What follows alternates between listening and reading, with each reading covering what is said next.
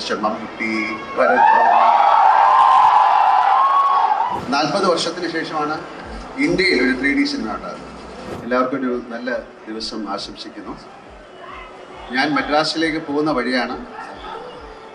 ഇന്ന് വൈകിട്ട് അവിടെ കുറച്ച് ഫംഗ്ഷനൊക്കെ ഉണ്ട്. ഞാൻ 47 വർഷമായി സിനിമയിൽ വന്നിട്ട് നിങ്ങളുടെയൊക്കെ സ്നേഹവും പ്രാർത്ഥനയും കൊണ്ട് 47 വർഷം നിന്നു. അങ്ങനെയാണ് ഒരു സിനിമ ചെയ്യാൻ തോന്നിയത്. അത് വെറും ഒരു സിനിമയായിട്ട് ചെയ്യാൻ പാടില്ല. തീർച്ചയായിട്ടും നമ്മൾ 47 വർഷം നമ്മൾ നിന്ന ഇൻഡസ്ട്രിക്ക് എന്തെങ്കിലും ഒരു ട്രിബ്യൂട്ട് പോലെ ചെയ്യണമെന്ന് എഴുതിയിട്ടാണ്. ഒരു ഹാപ്പനിങ് ആണ്, അറിയാതെ സംഭവിച്ച കാര്യമായിട്ടാണ് വിചാരിക്കാം. അങ്ങനെയാണ് ഒരു 3D സിനിമയിലേക്ക് ഞങ്ങൾ എത്തിപ്പെടുന്നത്. 40 വർഷത്തിന് ശേഷമാണ് ഇന്ത്യയിൽ ഒരു 3D സിനിമ ഉണ്ടാകുന്നത്. മറ്റ് സിനിമകളൊക്കെ മൈഡിയ കുട്ടിച്ചാത്തന് ശേഷം 1-2 സിനിമകൾ അവർ ട്രൈ ചെയ്തു, അത്രയും സക്സസ്ഫുൾ ആയില്ല. മറ്റ് സിനിമകളൊക്കെ 2Dയിൽ നിന്ന് 3D ആക്കിയ സിനിമയാണ്. അപ്പോൾ ഇതിൻ്റെ ടെക്നിക്കൽ ടൈമൊന്നും ഞാൻ നിങ്ങളോട് പറഞ്ഞ് ഓർമ്മിപ്പിക്കുന്നില്ല. ശരിക്കും ഇതിനെ പറയുന്നത് നേറ്റീവ് 3D shot in stereo lenses ആണ്. അത് പിന്നെ പറയാം. എന്തായാലും ഞാൻ വന്നിരിക്കുന്നത് ഒരു നല്ല സിനിമയുമായിട്ടാണ്. ഒരു ചിൽഡ്രൻ ഫ്രണ്ട്ലി ഫിലിമാണ്. ഫാമിലിക്ക് എല്ലാവർക്കും ഒരുമിച്ച് കാണാവുന്ന ഒരു സിനിമയാണ്. അതിൻ്റെ അകത്ത് കുറച്ച് മോറലുണ്ട്. അതിൻ്റെ അകത്തൂടെ നമുക്ക് സഞ്ചരിക്കാം. അതൊരു മാജിക് വേൾഡിലൂടെ ഒരു സ്റ്റോറി ടെല്ലിംഗ് ആണ്. ഇപ്പം ഞാൻ വന്നിരിക്കുന്നത്, ഞാൻ 47 വർഷം അഭിനയിച്ചു. അതിൽ വളരെയധികം വലിയ കലാകാരന്മാരോടൊത്ത് അഭിനയിക്കാൻ ഭാഗ്യം ലഭിച്ച ഒരാളാണ് ഞാൻ. പെട്ടെന്ന് പറയുകയാണെങ്കിൽ പ്രേം നസീർ സാർ, മധു സാർ, അതുപോലെ Amitabh Bachchan, Shivaji Ganesan, Nageswara Rao sir, Rajkumar sir, mister Mammootty, Bharat, Nedumudi വേണുചേട്ടൻ, എസ് പി, അങ്ങനെ നിരവധി മഹാരഥന്മാരുമൊത്ത് അഭിനയിക്കാൻ ഭാഗ്യം കിട്ടിയ ഒരാളാണ്. മലയാളത്തിലെ എല്ലാ നടന്മാരും ഉഗ്രൻ നടന്മാരാണ്. എല്ലാവരും നമുക്ക് പുറത്തൊക്കെ പോകുമ്പോഴാണ് മലയാള സിനിമയെക്കുറിച്ച് നമുക്ക് മനസ്സിലാക്കാൻ സാധിക്കുന്നത്. അവരെത്രമാത്രം മലയാള സിനിമയിലെ ടെക്നീഷ്യൻസിനെയും നടന്മാരെയൊക്കെ ബഹുമാനിക്കുന്നു, സ്നേഹിക്കുന്നു എന്നറിയാൻ സാധിക്കുന്നത് അപ്പോഴാണ്. എന്തായാലും ബറോസ് എന്ന സിനിമയിൽ ഞാൻ ഒരാളെ പരിചയപ്പെടുത്താൻ പോവാണ്. അദ്ദേഹം ഒരു ഉഗ്രൻ ആക്ടറാണ്. അത് ആദ്യം പരിചയപ്പെടുത്തിയതിന് ശേഷം ഞാൻ അദ്ദേഹത്തെക്കുറിച്ച് നിങ്ങളോട് പറയാം. അദ്ദേഹം എന്നോട് പറഞ്ഞ പേര്, അദ്ദേഹത്തിൻ്റെ പേര് ഊഡു എന്നാണ്. എന്തായാലും ഞാൻ നിങ്ങളുടെയൊക്കെ സമ്മതത്തോടുകൂടി അദ്ദേഹത്തെ പരിചയപ്പെടുത്തുന്നു. ഊഡു. Come on guys, get ready.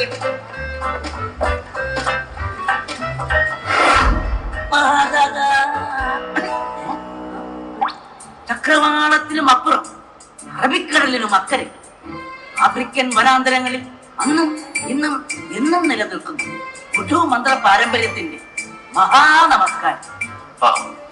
ഇയാളെ അത്ര പരിചയമില്ലെന്ന് തോന്നുന്നു. ഇയാളാണ് ഊഡു.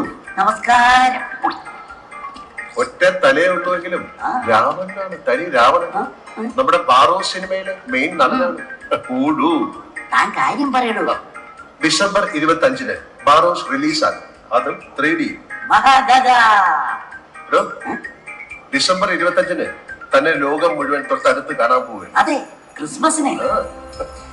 Jingle bells, jingle bells, jingle all the way. Merry Christmas.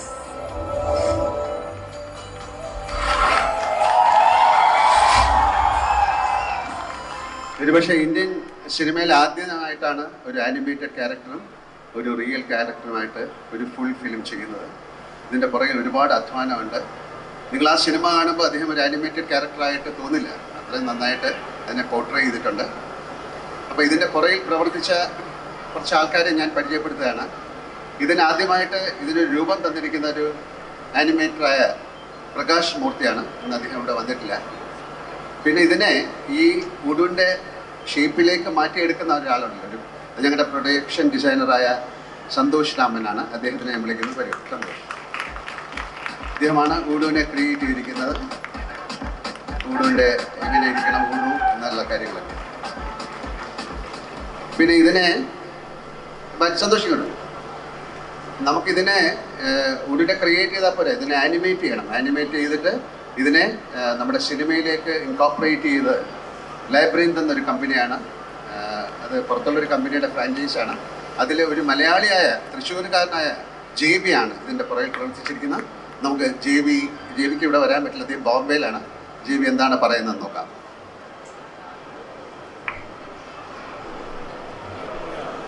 Sound 3D part to supervise ചെയ്യാനുള്ള opportunity എനിക്ക് കിട്ടിയത് ലാൽസർ കൂടെയാണ്.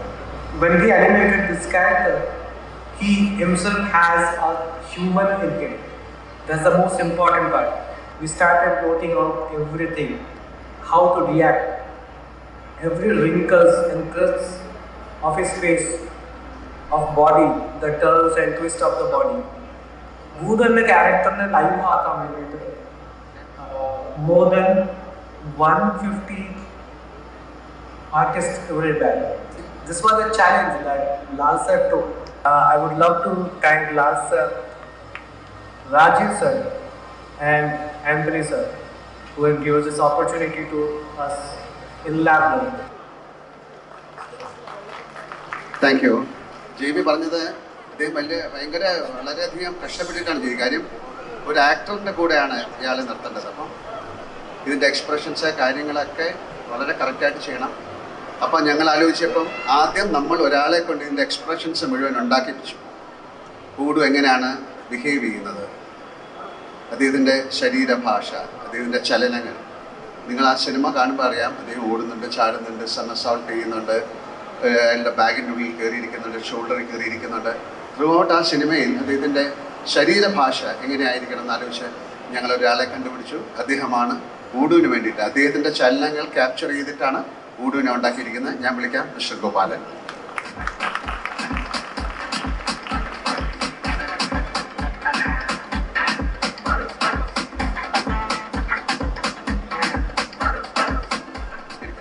ഇങ്ങോട്ടേക്ക് ഗോപാലനാണ് ഊടിൻ്റെ ചലനങ്ങളൊക്കെ ഉണ്ടാക്കിയിരിക്കുന്നത്.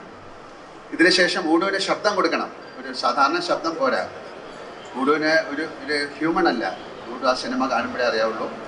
അദ്ദേഹം പറഞ്ഞിരിക്കുന്ന ആഫ്രിക്കൻ വനാന്തരങ്ങളിൽ ഇന്നും നിലനിൽക്കുന്ന ഊഡു മാന്ത്രിക ഒരു പാരമ്പര്യത്തിൻ്റെ ഒരാളാണ്. അപ്പോൾ അദ്ദേഹത്തിന് ഒരു സാധാരണ ശബ്ദം പോലെ നാം മനസ്സിലാക്കണം. അങ്ങനെ ഞങ്ങൾ അതിനു വേണ്ടിയുള്ള ശ്രമത്തിൻ്റെ അവസാനത്തിൽ ഞങ്ങൾക്ക് ഭാഗ്യം കൊണ്ടൊരാളെ കിട്ടി. അദ്ദേഹത്തെ ഞാൻ വിളിക്കാം മിസ്റ്റർ ഭാസി.